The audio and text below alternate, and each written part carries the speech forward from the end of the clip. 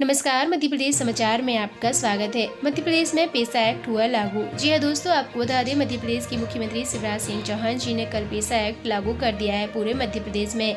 आपको बता दें आखिर ये क्या है पेसा एक्ट, तो इसमें क्या कुछ बदलाव रहेंगे, किन लोगों को इसका फायदा होगा, ये तमाम जानकारी आपको आगे बताई जाएगी। हमारे साथ बने रहिएगा।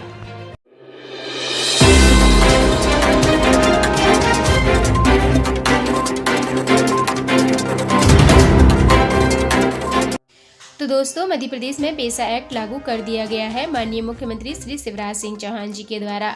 आपको बता दें, अमर क्रांतिकारी मामा टंटैया भील के बलिदान दिवस पर उन्हें श्रद्धांजलि अर्पित करने पाताल पानी पहुंचे माननीय मुख्यमंत्री शिवराज सिंह चौहान जी और महामहिम राज्यपाल श्री मंगूभाई पटेल जी।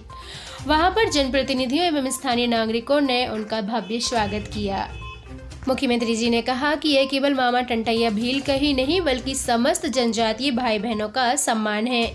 जननायक टंटैया मामा की स्मृति में 4,55,00,000 की लागत से पाताल पानी में नवतीर्थ स्थल भी बनाया जाएगा।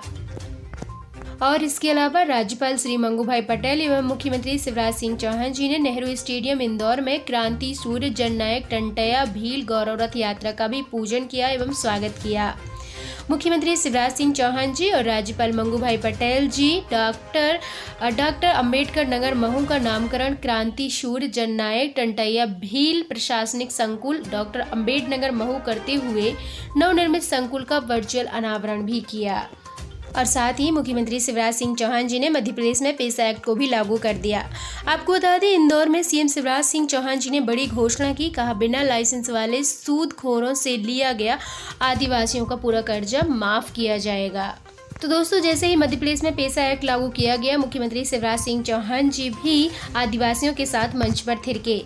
आपको बता दें, मध्य प्रदेश में पेसा एक्ट लागू कर दिया गया है। इसका ऐलान मुख्यमंत्री शिवराज सिंह चौहान जी ने शनिवार को इंदौर के नेहरू स्टेडियम से किया है।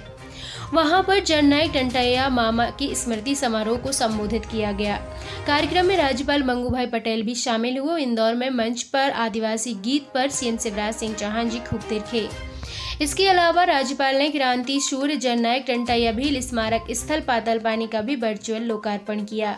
मुख्यमंत्री शिवराज सिंह चौहान जी ने प्रशासनिक संकुल का भी अनावरण किया। इंदौर में मुख्यमंत्री शिवराज सिंह चौहान जी बोले कि कांग्रेस ने टंटैया मामा को भुला दिया है। कांग्रेस अपने 50 साल के कार्यकाल में आदिवासी मंत्रालय भी नहीं दे सकी।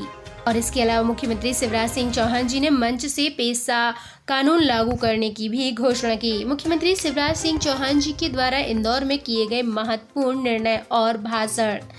आपको बता दें, मुख्यमंत्री शिवराज सिंह चौहान जी ने कहा कि बिना लाइसेंस सूदखोरों ने 15 अगस्त तक जो भी उधार दिए हैं वे माफ हो गए हैं। उधार लौटाने की अब उनको जरूरत नहीं है। और साथ ही युवा बेटे बेटियों के लिए 1 लाख बैकलॉग के पदों पर भी भर्ती शुरू कर दी गई है। मुख्यमंत्री उद्यम योजना में 50 लाख रुपए तक उद्योग लगाने के लिए लोन दिया जाएगा। बैंकों को गारंटी भी सरकार देगी। ब्याज पर 3% सब्सिडी भी देगी। जिस पार्टी ने आज़ादी के बाद कई सालों तक राज किया, कभी जनजातीय भाई बहनों की चिंता नहीं की। अटल बिहारी वाजपेयी जी ने प्रधानमंत्री बनने के बाद जनजातीय समुदाय के विकास के लिए अलग से मंत्रालय की शुरुआत की है। जनजातीय भाई बहनों को वन विहार के अधिकार के पट्टे देने का भी क्रम जारी रहेगा। जिनके दिसंबर 6 से पूर्व के पट्टे हैं उन्हें जमीन दी जाएगी। और साथ ही जिन लोगों पर अपराध के छोटे मोटे मामूली मामले चल रहे हैं उन सभी को वापस भी लिया जाएगा। राशन आपके ग्राम योजना के तहत राशन गांव में ही मिल जाएगा। राशन पहुंचाने के लिए सरकारी वाहनों की बजाय जनजातीय युवाओं को ही वाहन बैंक से सरकार ने फाइनेंस करवाए हैं। इसके अलावा प्रदेश में जिन जनजातीय भाई बहनों के पास जमीन नहीं है उन्हें जमीन का पट्टा देकर जमीन का मालिक बनाया जाएगा और आवास की व्यवस्था भी की जाएगी। मध्य प्रदेश की धरती पर कोई बिना जमीन या मकान के नहीं रहेगा। सभी को मकान मालिक बनाए जाएंगे। इसके अलावा वन उपज की भी समर्थन मूल्य खरीदी की जाएगी, जिससे हमारे जनजातीय भाई बहनों को वन उपज की उचित कीमत मिल सके और उनका जीवन समृद्ध हो सके। साथ ही मुख्यमंत्री शिवराज सिंह चौहान जी ने इंदौर के भंवर कुआं चौराहे का नाम बदला। आपको बता दें, अब भंवर कुआं चौराहा जो है जननायक टंटैया मामा भील के नाम से जाना जाएगा। जी हाँ दोस्तों, पाताल पानी में कार्यक्रम के बाद सीएम शिवराज सिंह चौहान जी और राज्यपाल इंदौर के लिए रवाना हुए।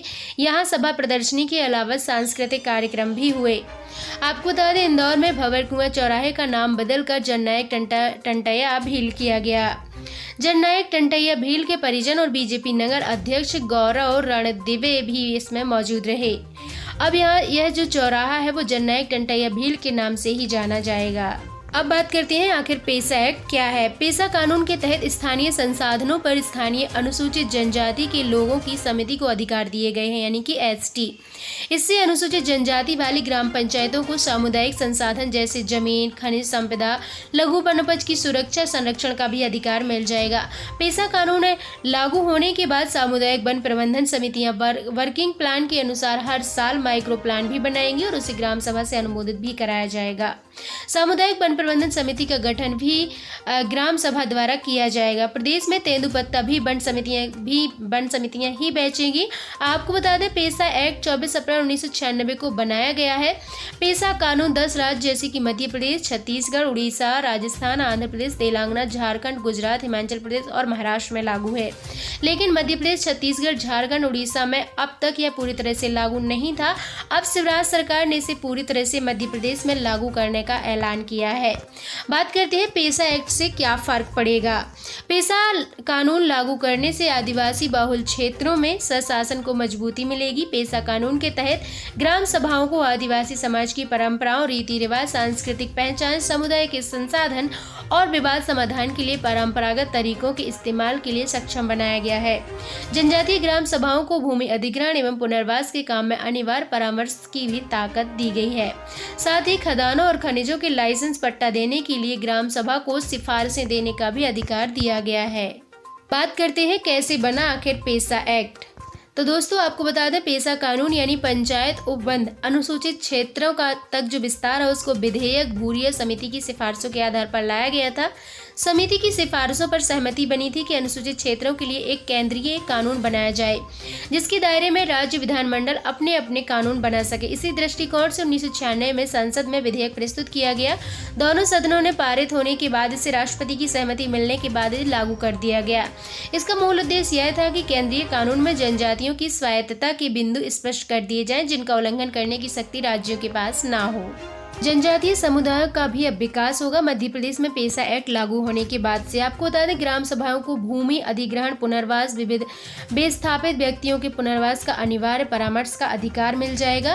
पंचायत को लघु जल निकायों की योजना और प्रबंधन का भी कार्य सौंपा जाएगा। परंपरागत जनजातीय मदिरा जैसे कि महुआ की आदिवासी इलाकों में कितनी बिक्री हो रही है, उसकी कितनी खपत तय करने का अधिकार भी उनको मिलेगा।